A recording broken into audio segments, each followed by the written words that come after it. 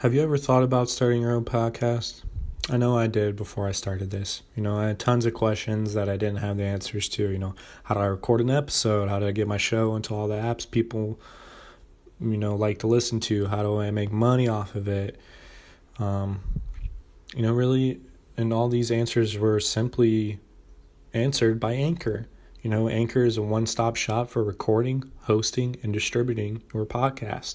Best of all, it's 100% free and ridiculously easy to use, and I cannot specify that enough. It is so easy, especially for somebody like me. I'm lazy. Although I am tech savvy and I can do all this manually myself, I don't want to. So it's great. And now Anchor can match you up with great sponsors who want to advertise on your podcast. So that means you can get paid to podcast right away. In fact, that's what I'm doing right now by reading this ad. And, as people listen to this ad and listen to my podcast, I will get more and more money to this. And, hopefully maybe be able to be self-efficient with this. So if you always want to start a podcast and make money, go to anchor.fm/start. It's anchor.fm/start to join me and a diverse community of podcasters already use Anchors. And can't wait to hear your podcast. Welcome to the Kaha Club. Roll up. Let's take a rip. Never tell you the world is yours. Yeah, bish. Hey there, and this is Kyle High Club, regular episode, number 13. I already know what I'm going to call this. I'm going to call this Belated Mari-Juana Miss. Play on Merry Christmas and Marijuana 420. Yesterday was 420. I meant to do an episode the day before and say Marijuana Miss Eve or something like that. I got high and passed out for like 5 hours. And I had to cook dinner and do some other shit. And 420, I just got high and played video games all day. Made lots of food and just enjoyed my time. Didn't really do anything productive. Now my cat's meowing at me. Thought she wanted inside, but then she just meowed and walked away. Or I tried to let her inside. I don't know. She's a needy bitch, I guess. But did an MMA episode earlier today. Did a recap of Alistar Overeem versus Alexei Oleinik. Those fights took place yesterday in Russia. Got some shit done around the house. Not really, but got some shit done. And went and played basketball for an hour, shot hoops. And now I'm here, trying to knock this episode out. I haven't done one of these in a little while, so I need to get one done. And my notes on the next episode just keep growing and growing, and I don't want that. So here we are. And first things first, this happened a while ago now since I actually wrote it down, but Tiger won the Masters. If you haven't heard, that's pretty cool.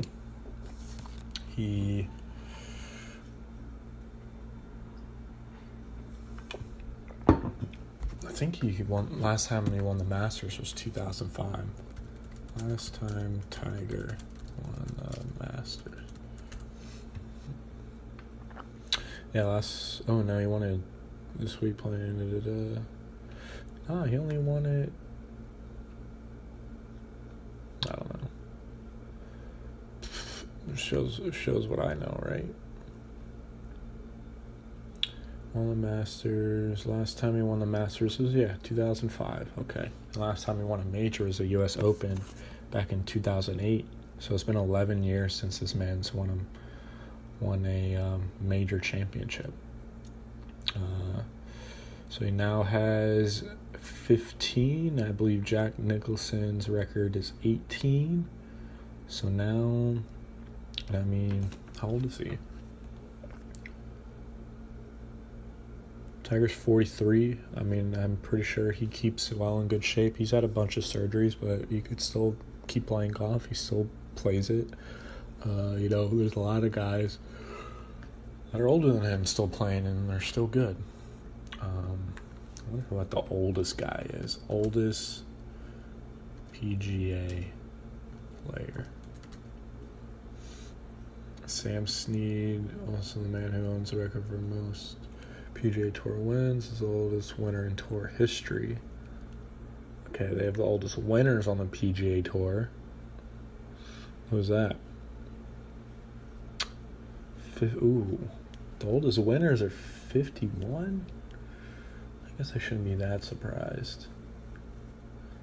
So, I mean, you gotta be kind of spry to drive the ball a pretty good distance. So, I mean, say Tiger's cut off his 50, he's got 7 years to get 3 or 4. I mean, it took him 11 years to get 1. So I don't know. We'll see.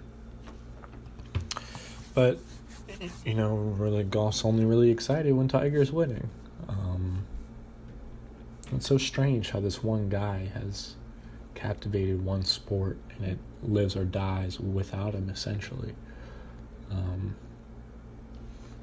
I guess it's because he's the first, African-American player to be, really good at golf.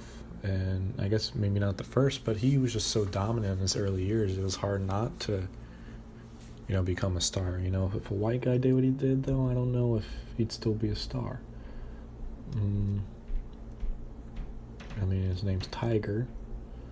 Eldrick Tiger Woods. His name's Eldrick. I didn't know that. But he's one of the best, and I definitely hope he keeps winning, because, as I said, golf is only exciting when he's winning. And the only time anyone pays attention or talks about it, tweets about it, is when Tiger's winning. So, and if you're one of those haters out there that want him to lose, you're an asshole. Yeah, the guy's made some mistakes. Cheated on his wife, but, I mean, he was Tiger Woods. You know how many times he probably didn't cheat on his wife when he could have? He's a better man than I. I would have probably cheated a lot. I would try not to, but when you're the man, especially if you're fucking Tiger Woods, the only famous golfer, essentially, the only globally famous golfer in, history, you know how much pussy he probably did turn down and was faithful? I don't know. The world may never know. Only Tiger knows. Only Tiger knows. And in Tiger we must trust. But yeah, glad he won. So that's good. Golf up and up. And my Red Sox are not on the up and up. They did win yesterday.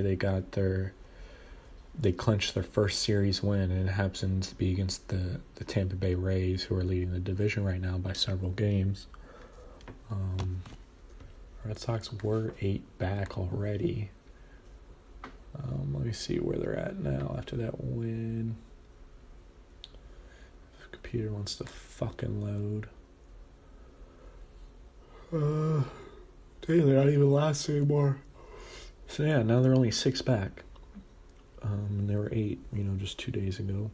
8-13 right now. Rays are 14-7.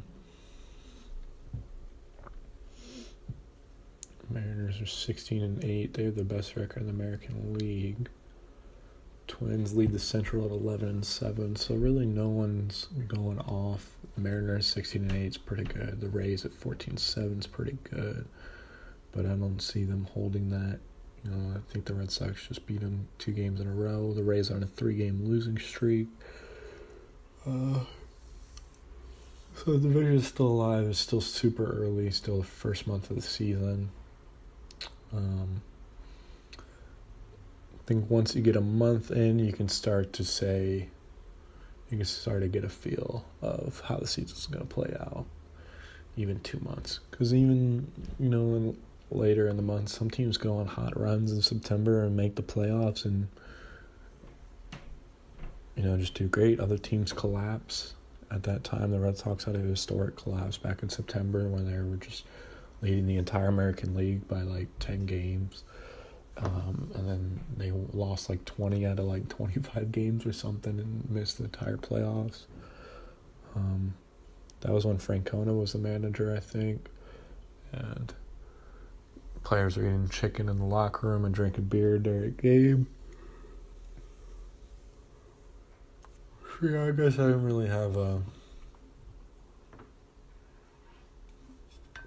problem with it. Was just, it kind of seemed like things just got out of hand. They had won 3 championships, I think, with Francona, or 2. I know they won 04, 07. Can't remember if the one in 11 was with Francona. I think it was, and then 13. I don't even know if they won one in 11. I'm making shit up right now. I'm going to research my favorite team's championships. That's so dumb.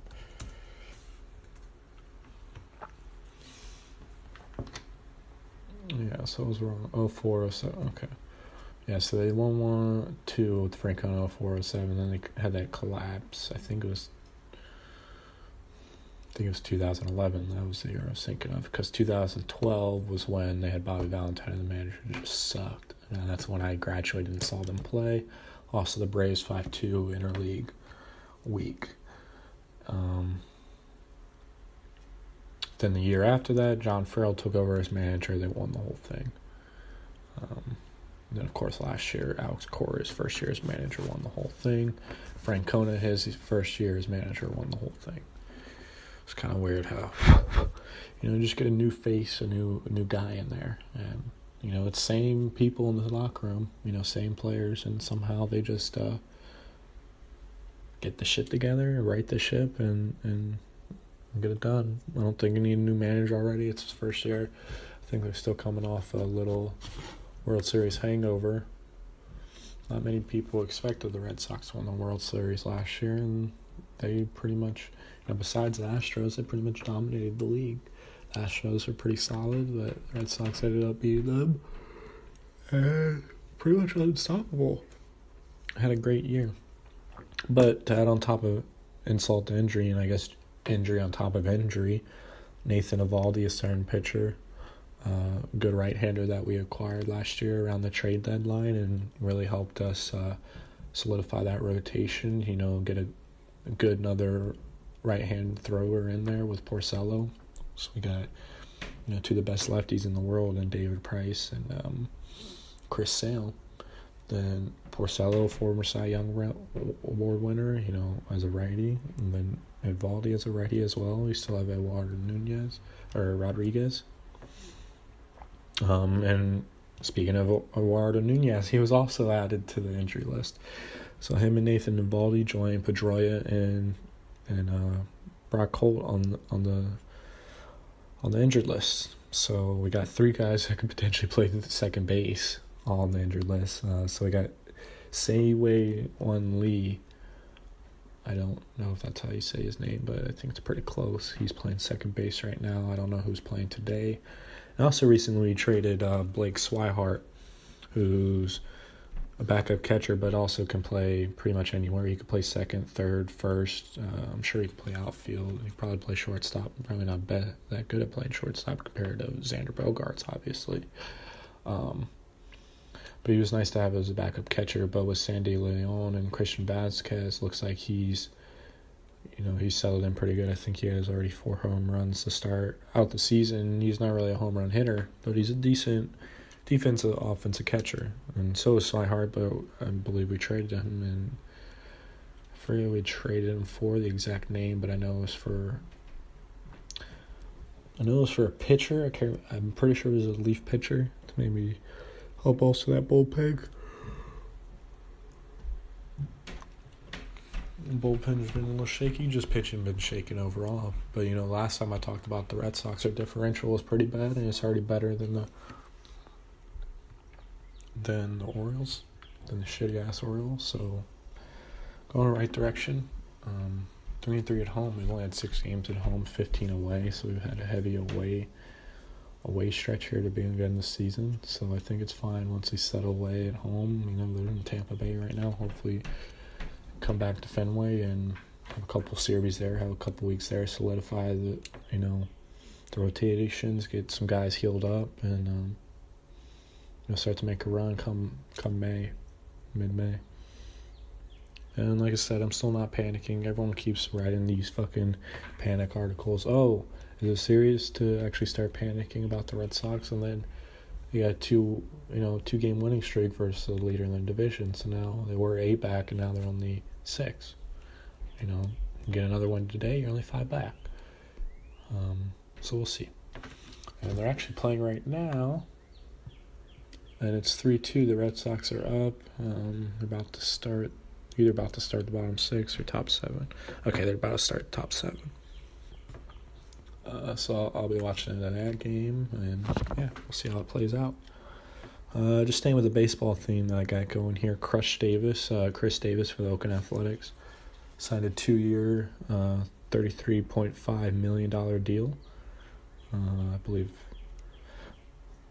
they didn't say it was an extension, but I'm guessing his deal probably runs out at the end of this year, and so he'll at least be with Athletics for 2 more years for a decent amount of money. Congrats to him. Congrats on getting paid, and congrats on getting a short-term deal. So, if you have 2 more solid years like he has been playing, 2 more all-star, slash, on the Cubs of MVP levels, after those 2 years should open up for a big deal for everyone on the market. And we'll see if the Athletics open up the checking account and actually pay a guy for once. Probably not, as long as Billy Beane is there playing his money ball. But he's got to do what he's got to do with what he works with. He doesn't have, the Oakland Athletics aren't a huge I was going to say they're not a huge market team, but, they live in California, they live in Oakland. There are millions of people that live there, but they're not like an immensely popular team. They're not like the Yankees or the Red Sox or even like fucking Tigers or Dodgers. Just the following and the fan base just isn't there. The hardcore, fandom just isn't there. It just isn't there for some teams, and no matter what market you're in, like the Miami Marlins, the Florida Marlins, for some reason it's always not there. The Rays seem to always be decently good, have good managers, good coaching, good up-and-coming guys always, and their stadium is always fucking empty. So I don't know. Who knows? But yeah, congrats to Kris Davis, and yeah, I hope he continues crushing the ball. And let's see how far I am in. Only 16 minutes in. And I already covered all the bullshit sports things I wanted to talk about.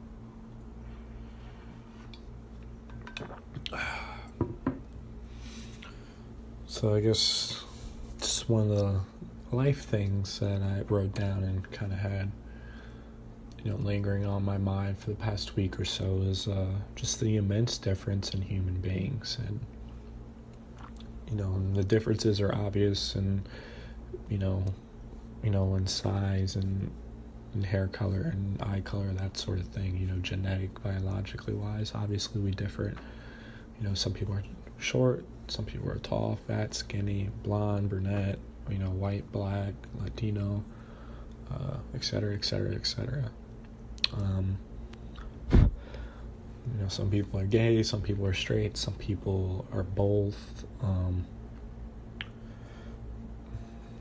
then some people are sociable, some people aren't, and the main reason I bring up the differences was just I was just hanging out, I guess not hanging out, but I was playing video games with my buddies. I think it was last week when we had this conversation, and essentially it might have been a couple days ago. I don't even remember. It was 420 yesterday, so just fried my brain. Just forgot everything. Just restart, wipe the slate clean. Bury the hatchet. Essentially, one of my friends, he was like, oh yeah, I guess I'll be playing games tonight because, hit up everybody and nobody wants to hang out. Nobody wants to do anything. Nobody wants to hang out with me. It just sounded really sad. And it just sounded really sad because he's like, man, and all I want to do, I just want to drink and hang out with people and be around other people. And when he said that, instantly my mind goes, what? That sounds like the worst time ever. You just want to drink and be around people? That sounds like a bad time. At least in my head. I mean, obviously I know I've had a lot of good times drinking and being around people, drinking and hanging out, drinking at parties, whatever. More and more I get older, it just doesn't appetize me. Just anything that begins with drinking, I'm like, I don't know. Why are we drinking? You're just drinking because you're bored? You're drinking because you want to have fun? You're tired of living a dull life? You need some kind of, depressant to excite things, which doesn't make sense. And, I don't have much to talk. I'm a fucking pothead. Pretty much smoke weed every day. Smoke weed every day. So I use that, I guess, to enhance my life or depress my life or stimulate my life, to get out of the mundane, boring routine. So I guess I'm a little biased in that aspect, but drinking's a very different thing for me. When I smoke weed, I feel like it does enhance things, colors seem brighter, food tastes better, music, sounds good, showers feel better, sex is better, fucking everything is better, food tastes better. I probably already said that. Coffee tastes better. Fucking video games are more fun, reading a book's more fun, playing basketball outside is more fun, going for a walk is more enjoying, being in nature is more connected. Really the only bad things I can think of is if you get paranoid, but I think sometimes that paranoia is good because it reminds you of things you need to think about or things you need to be doing that, routinely that you're putting off and you're not doing because you don't want to. Because it's something you should do, but you just want to be lazy and fuck around and enjoy life. When life isn't just about enjoying. I'm not going to sit here and tell you what it's about because I don't know what it's about either. But I don't think it's just about, being a pleasure monkey and just enjoying all the life's pleasure. I think really life is about finding your own way and finding your own journey and path and going down that path and exploring it. So life is to each its own. It is what it is. Again, I don't want to influence or tell someone that their path is wrong, but I think, strictly seeking out pleasure just for pleasure and just for individual and selfish reasons, even if they're complete logical, because I see the complete logic in just pursuing pleasure events, because it's like, well, you're going to die someday, so why not just do anything and everything that makes you comfortable and happy? My rebuttal to that is because I think if you challenge yourself, that's where you learn and grow, and then you're able to experience more things and derive more meaning out of things. And if you challenge yourself and you grow, then you can experience more pleasures or further pleasure, or that pleasure that you got before of sitting down and eating a home-cooked meal feels better, after you bust your ass after a jog or something, after you sweat your ass off, because there's a balance, and you gotta find that balance. Because essentially, if you're just chasing pleasure, you're chasing the dragon. And we all know how that turns out. You never catch the dragon. Never catch it. I don't know where I was going with that tangent, but essentially, I like hanging out with people. Some of the best times I've ever had is getting drunk and hanging out with people. Most of the time, hanging out with friends. Like, yeah, if my buddy was like, hey, like if my friend who said this, he lives in D.C., so, and, I live in fucking Wisconsin, so this wouldn't happen, but if he lived here or I lived there and he was like, hey, bud, you want to just, grab some beers or something and hang out? Like, I'm really bored and I just want to, drink and go out. I'd be like, half the time I'd probably be like, nah, why are we drinking? I don't want to drink. But sometimes I'd be like, yeah, sure, bro, let's do that. I'm kind of bored too. I haven't hung out with people either in a little while, so let's do it. And it'd be fun. But just to always do that, it just, I don't know, doesn't appeal to me. For whatever reason, I guess I'm just a selfish, self-centered asshole that only cares about himself. Or, I don't know. I was going to say, or I'm just smart. That's an even bigger of an asshole thing to say, but fuck it, man. That's me. I try to do better and try to become a better, version of myself. As quickly and as slowly as I can. But it's a life work, and I'm not perfect. Nobody's perfect. And you think you're perfect, or you think your loved one's perfect, you're fucking blind, or you're lying to yourself. And if you think the person you should be with should be perfect, well, fuck off. Because no one is. Because everyone's different, and your definition of perfection is always going to differ from somebody else's. For me to be perfect, the perfect version of myself is some dude that fucking works out every day, gets after it every day, becomes chiseled, fucking 220, jacked as fuck, rich as fuck, but also still a fucking hippie and grows his own food and hunts his own food and all that shit. I'm nowhere near that right now. I'm working towards it. Maybe I'll never reach that goal of ultimate perfectness, and probably not, because that's why it's a perfect model. But that's why we live life. It's like I said, chasing the dragon. Might never catch that dragon or that dream, but it's the journey, it's the path that matters, and what you learn along that path, and how your path deviates, and how it turns off of one simple decision here or there, one simple relationship or interaction.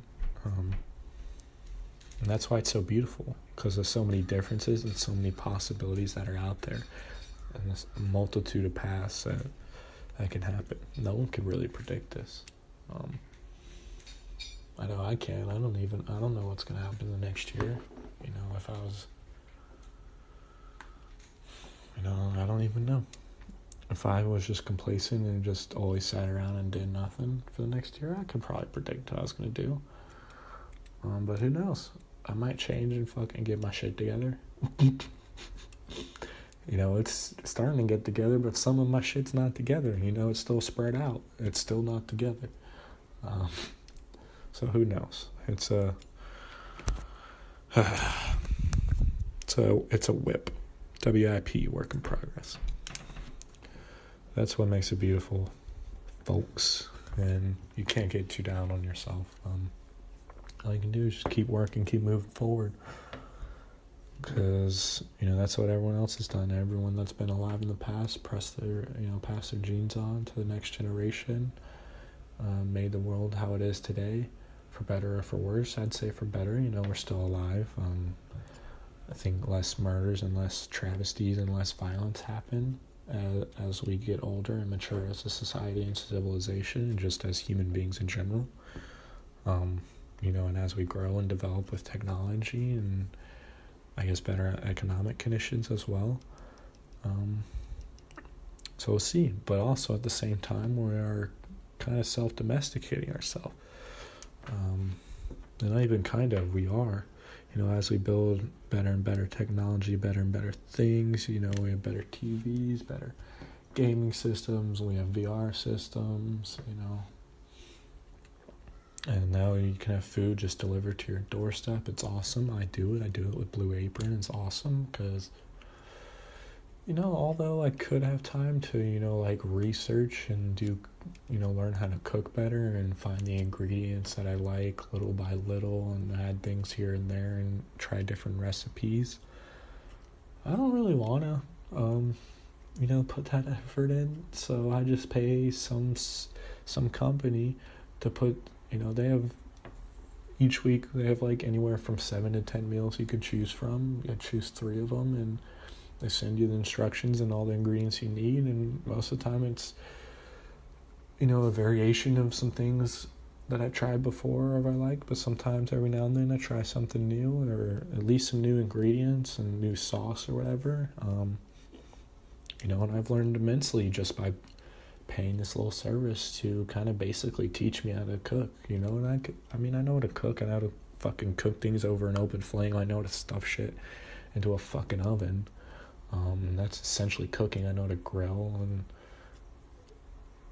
make shit, but now this shit's, the Blue Apron's taught me how to, like, make with sauces and paste and things like that, and, make shit that I would have never thought of by myself. It's pretty cool. So now I'm just saving those recipes. I don't know if you even care, but I just save those recipes, and, probably end the Blue Apron subscription, sooner or later. Maybe I'll just keep it. But essentially keeping the recipes so I can be like, I'm hungry one day, I want to make something, and, just look at that recipe, buy all the shit I need to buy, and make a shit ton of it. So yeah, that's just one, even though I have kind of self-domesticated myself and I'm not going and exploring these new ingredients myself, I'm not foraging them in the forest, I'm not picking them off the leaves, I'm not, killing the chickens myself or killing the beef or whatever. It's kind of just prepackaged, it is prepackaged and sealed, like, it just comes to my doorstep, once a week. Domesticating the fuck out of myself, but I've also learned more than I would have if I would have learned more, obviously, if I'm out there foraging and hunting my own shit, but I also have to work 8 hours a day, 40 hours a week, and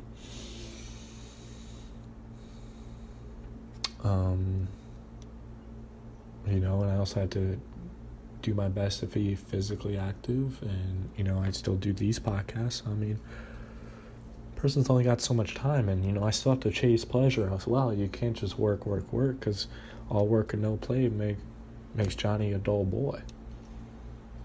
And nobody likes dull boys. Girls don't like dull guys.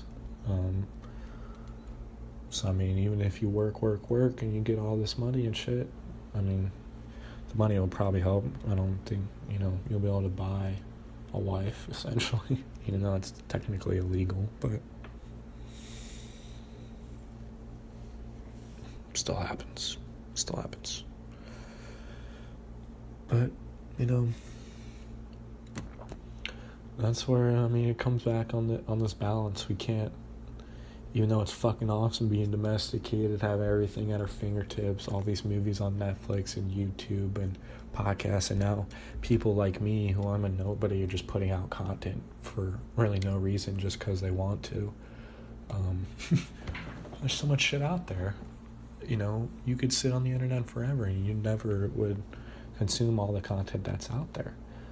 And, you can just continually have Domino's delivered to your door every day and get fatter and fatter and just be happier and plumper and, fulfilled in your pleasure-seeking ways, and you'll be super comfortable.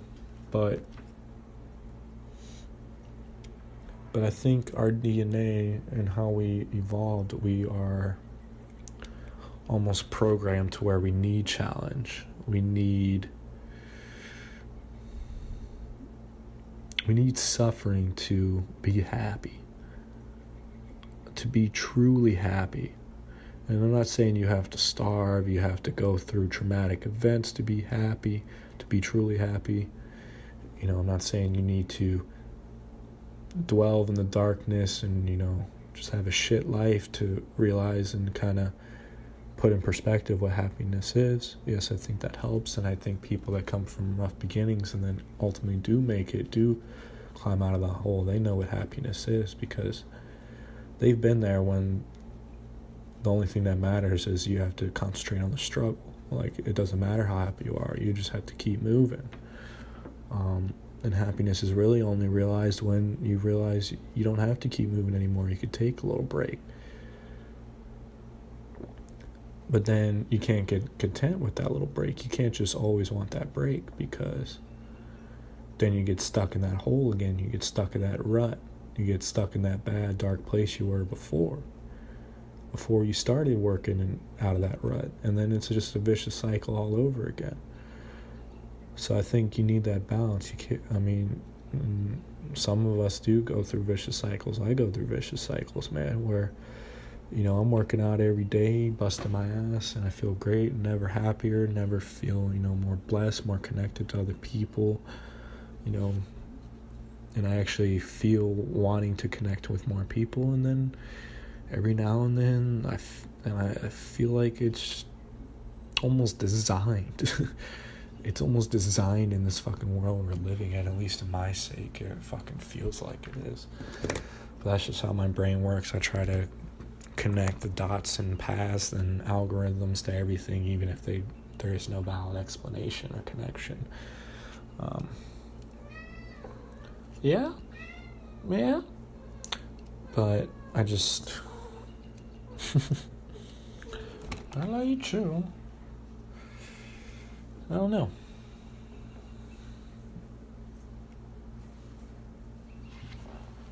It is what it is. And my kitty just distracted me with her cuteness. And now she's hiding in a box.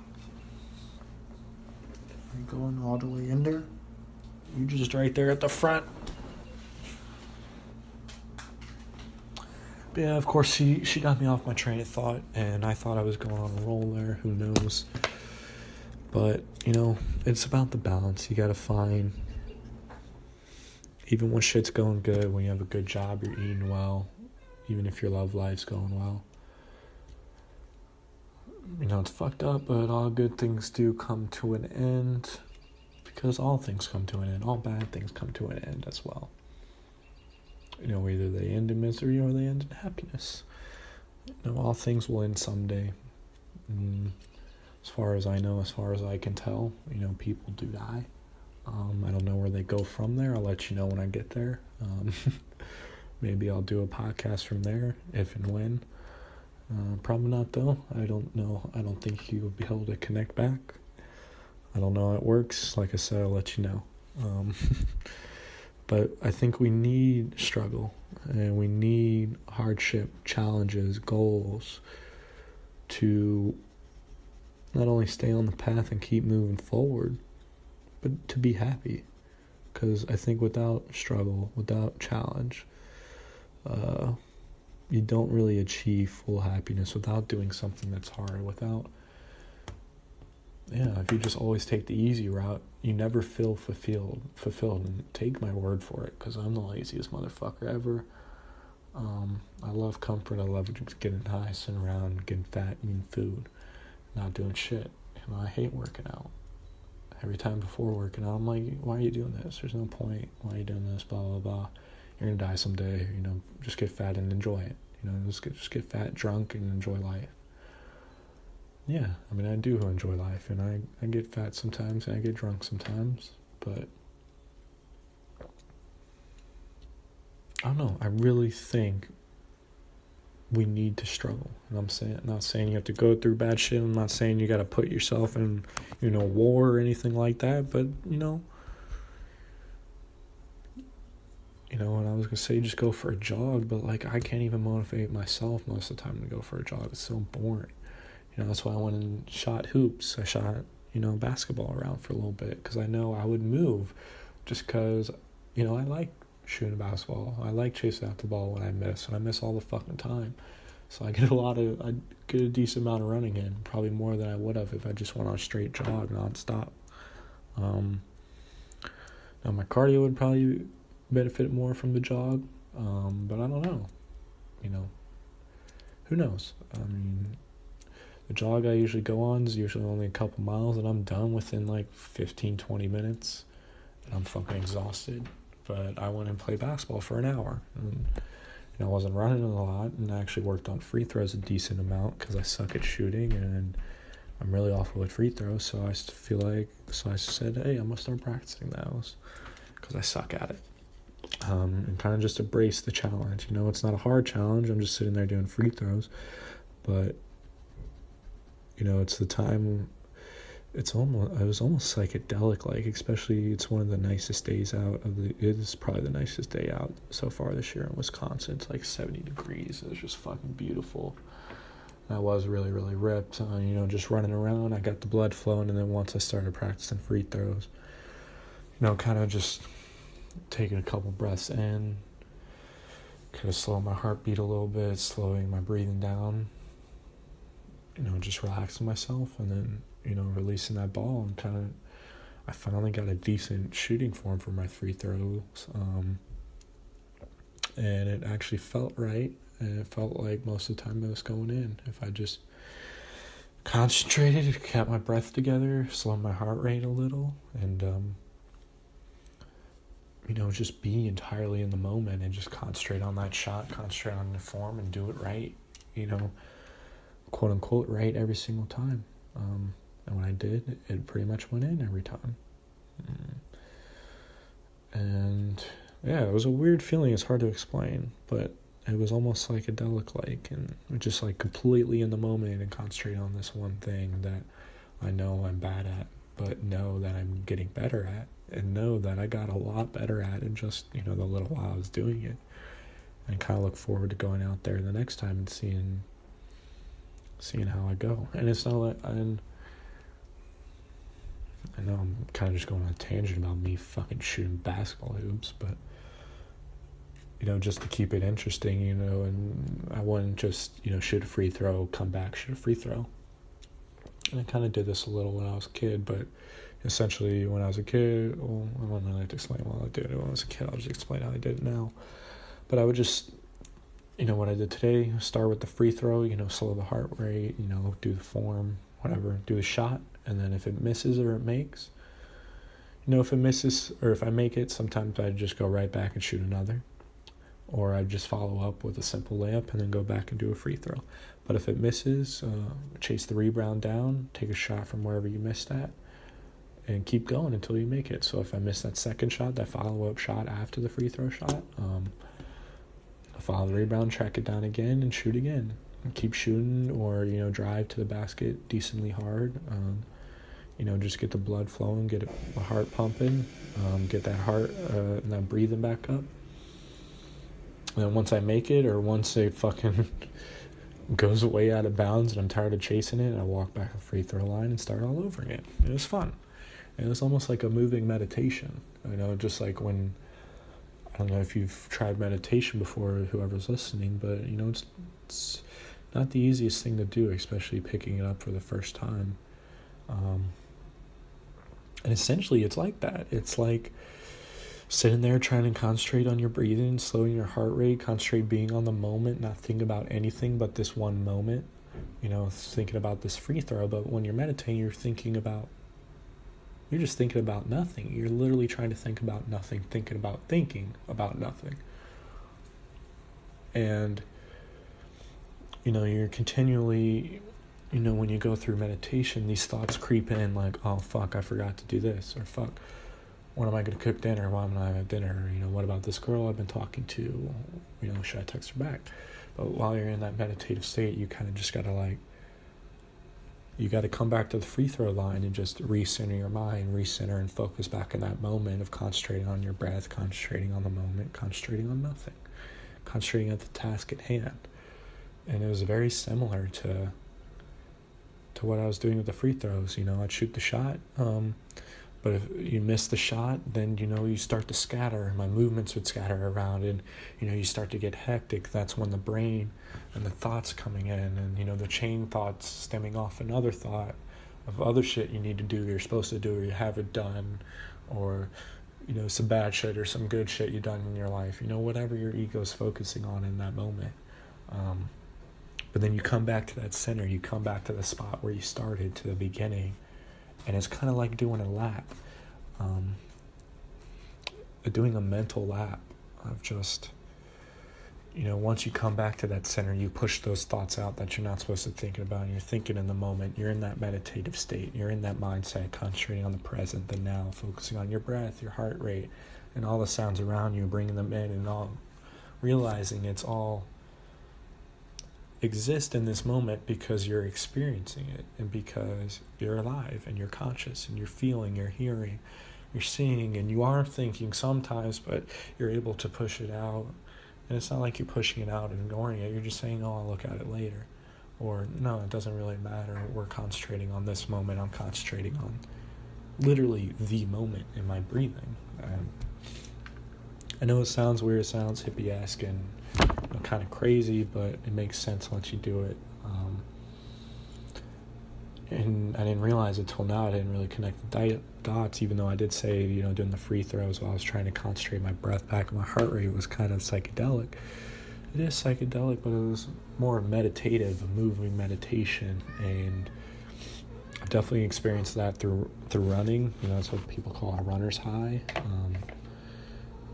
and they call it kind of a moving meditation, to where you keep running in that certain pace, and like you don't go faster or slower. You kind of just keep going. It's just one foot in front of the other, over and over again. And yeah, you can feel your lungs kind of about to explode, or you feel the pain in your legs, but eventually you get into the state where you just keep going, you keep moving forward, as I keep saying, and you realize it doesn't matter, and you realize it's all about your mental strength and how you can go as far as your mind wants you to go. As far as you push yourself, that's how far you'll go.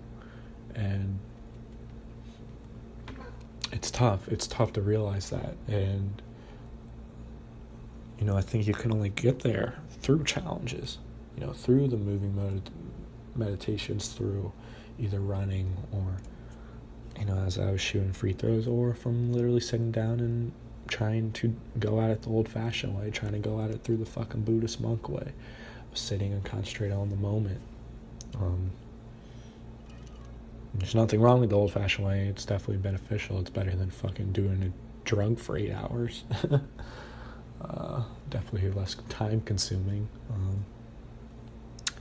But yeah, just embrace the challenge, embrace the struggle. Even though I don't like struggle, I don't like confrontations, I don't like arguing with people, I don't think you should embrace those confrontations. Just enjoy the personal struggles, the personal challenges you experience day to day, the personal things you want to do in life that are hard, but that that you should do, and continue to do. Become a better person, to not only a better version of yourself that you're happier of, and you're just happier in your day-to-day life and the tasks that you carry out, but also you become a person that other people are around and they want to mimic this positive ability and this positive flow and mindset. And it just makes you can only lead the horse to water, you can't make them drink. A person can only provide their own happiness, essentially. But you can definitely have, if you have excess happiness and you're just a great positive light out there, you can shed it on to other people. And I say, if you have that ability, try to do the best to do that. Honestly, that's my goal at this podcast, even though I'm not even a positive person most of the time. But sometimes, I am, and I know I should be, and I try to be as much as I can, and that's why I embrace the challenge and the struggle as much as I can, because once I got through those hardships, once you're out of the darkness, all there is light, and all there is good stuff. Obviously, the dark will come again, because it's a balance of everything. Where there's daylight, there's night. Where there's day, there's always going to be a night, at least in this world. So yeah, just do what you gotta do, boo. I'm gonna end this here. And yeah, don't really have a closing sentiment, but just do what you gotta do. It is what it is. And merry belated Mari-Juana miss, and love you freaks. Peace.